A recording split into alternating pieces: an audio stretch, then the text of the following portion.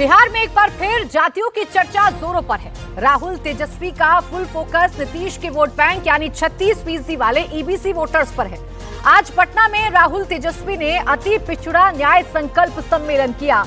वादा किया कि पिछड़े हों या अति पिछड़े, उनका हक दिलाना ही महागठबंधन का मेन मोटिव होगा। तेजस्वी और राहुल ने बार बार सामाजिक न्याय की बात कही, लेकिन सवाल है कि इनकी राह क्या इतनी आसान होगी? ये सवाल इसलिए क्योंकि पिछला ट्रैक रिकॉर्ड बताता है कि जातीय गोलबंदी की मजबूरी ने महागठबंधन से ईबीसी वोट बैंक को दूर कर दिया।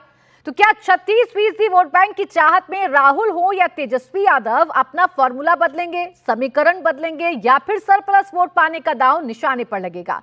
चुनौती यह है कि एनडीए का कुनबा बड़ा है। तमाम जातियों से आने वाले बड़े चेहरे नीतीश के तर्कश को मजबूत बनाते हैं। ऐसे में सवाल ये भी कि अगर आज चुनाव हुए तो कौन सी जाति किसके साथ जाएगी? सवाल ये कि क्या नीतीश के वोट बैंक में राहुल तेजस्वी सेंधमारी कर पाएंगे? आज इसी पर करेंगे मुकाबला। पहले एक रिपोर्ट आपको दिखाते हैं। बिहार में हर कोई अपनी सियासी राह तलाशने में लग गया है। बिहार की राजनीति में लगभग गायब हो चुकी कांग्रेस आजादी के बाद पहली बार पटना में सीडब्ल्यूसी की बैठक कर रही है, अपनी मौजूदगी दर्ज करा रही है। कोशिश तेजस्वी पर दबाव बनाने की भी है, तो तेजस्वी भी अपने वोट बैंक को बढ़ाने और सरप्लस वोटों के लिए नया दांव खेल रही हैं। वहीं महागठबंधन में नो एंट्री हो जाने के बाद ओवैसी सीमांचल की 24 सीटों को साधने निकले हैं। प्रशांत किशोर गया में मुस्लिमों से मुलाकात कर रही हैं, तो वहीं नीतीश बैक टू बैक चुनावी घोषणाओं की झड़ी लगा रही हैं, पूरा खजाना खोल रहे हैं। सवाल है कि बिहार में सत्ता की चाबी है किसके पास? जवाब है 36% आबादी वाले ईबीसी वोटर्स के पास। बिहार में ईबीसी वर्ग नीतीश कुमार का वोट बैंक माना जाता है। बीजेपी की मौजूदगी भी यहाँ मजबूत है। यही वजह है कि राहुल हो या तेजस्वी, नजरें इसी वोट बैंक पर हैं। राहुल तेजस्वी अति पिछड़ा न्याय संकल्प सम्मेलन कर रहे हैं, ईबीसी के लिए चुनावी घोषणाओं की झड़ी लगा रहे हैं।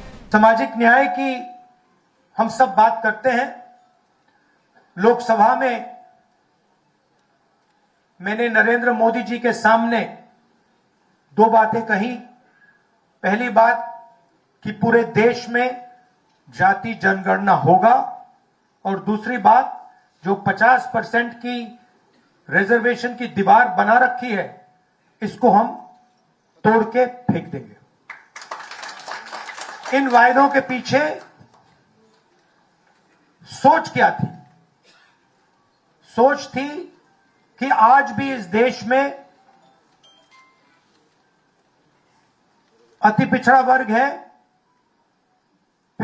है, दलित हैं, आदिवासी हैं, अल्पसंख्यक हैं, जिनको जितनी भागीदारी मिलनी चाहिए नहीं मिलती है। इस सच को पूरा देश पहचानता है। हम जाति जनगणना करवाना चाहते हैं क्योंकि हम दूध का दूध, पानी का पानी करवाना चाहते हैं और दिखाना चाहते हैं कि इस देश में दलितों की, अति पिछड़ों की कितनी आबादी है, माइनॉरिटीज की, आदिवासियों की, गरीब जनरल कास्ट की कितनी आबादी है, पूरे देश को पता लगना चाहिए। तेजस्वी कह रहे हैं नई सरकार में जनता का राज होगा, हर जगह अति पिछड़ा समाज होगा। तो पीछे खरगे भी नहीं है। खरगे जाति जनगणना का क्रेडिट सिर्फ और सिर्फ राहुल को दे रहे हैं। एफआईआर तक नहीं लिया जा रहा था। हम जाकर के जो है एफआईआर थाना में जाकर के दर्ज कराएं। हम लोग गए, लड़ाई लड़े। सोचिए पत्रकार भाई, आप लोगों के ऊपर हमला हो रहा है। अति पिछड़ा समाज का एक पत्रकार इस राज्य में एफआईआर नहीं करा सकता है, ये हालत हो गई है।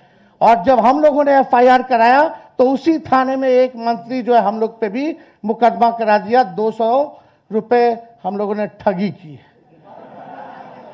अरे हम लोग इनके गिदड़ भटकी से डरने वाले हैं?